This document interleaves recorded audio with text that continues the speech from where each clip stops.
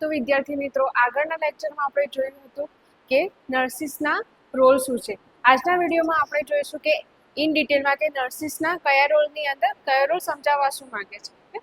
તો ફર્સ્ટ છે care giver. Care ગીવરનો મતલબ થશે કે સંભાળ રાખનાર. ઓકે, તો નર્સિસે શું સંભાળ રાખવાની છે અને કઈ રીતે સંભાળ રાખવાની છે.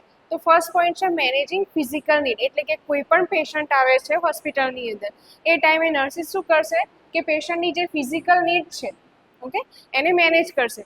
કે પેશન્ટને વોર્ડ આપ્યો છે કે બેડ આપ્યો છે, તો એની અંદર પેશન્ટને શું જરૂર પડશે.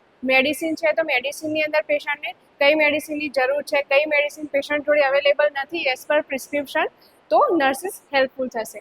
તેના પછી છે પ્રિવેન્ટિંગ ઇલનેસ. પ્રિવેન્ટિંગ ઇલનેસનો મતલબ થશે કે જ્યારે બી પેશન્ટ આવે છે અને પેશન્ટ ઇલ છે, ઓકે, જ્યારે કોઈ વ્યક્તિ બીમાર છે ત્યારે હોસ્પિટલમાં આવે છે, તો એઝ અ નર્સે શું કરવું પડશે, પ્રિવેન્ટિંગ ઇલનેસ, એટલે કે જે બીમારી છે તેને પ્રિવેન્ટ કરવા માટે જે પણ કંઈ ગાઈડલાઇન છે પેશન્ટ સુધી પહોંચાડવી પડશે. જોડે જોડે જે પણ મેડિસિન છે એઝ પર પ્રિસ્ક્રિપ્શન પેશન્ટને આપવી પડશે.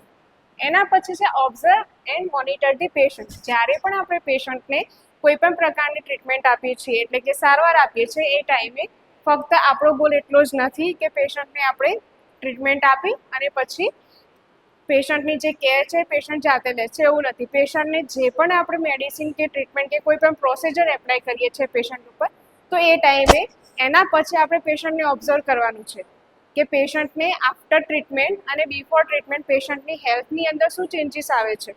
માની લો કે પેશન્ટ હોસ્પિટલમાં આવે છે તે ટાઈમે પેશન્ટની કન્ડિશન શું છે, અને આફ્ટર 24 અવર કે 7 ડેઝ ઓફ નર્સિંગ ઇન્ટરવેન્શન પેશન્ટની કન્ડિશનની અંદર ચેન્જીસ શું આવે છે તેને આપણે મોનિટર કરવાનું છે. Record relevant information.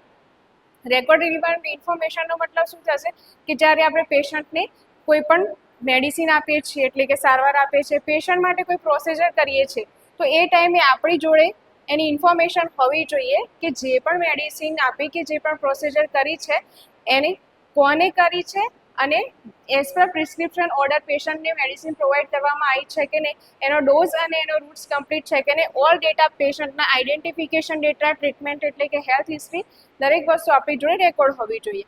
દેન છે ડિસિઝન મેકિંગ, એટલે કે એઝ અ નર્સની અંદર કેર ગીવરમાં પેશન્ટે જ્યારે કમ્પ્લેન કરી છે હેલ્થ રિલેટેડ, તો એ ટાઈમે શું થશે કે જે ડિસિઝન મેકિંગ પ્રોસેસ છે એની અંદર પેશન્ટને અને જે ફરિયાદ છે પેશન્ટની તે સાંભળી અને પેશન્ટને હેલ્પ કરવાની છે ડિસિઝન લેવામાં.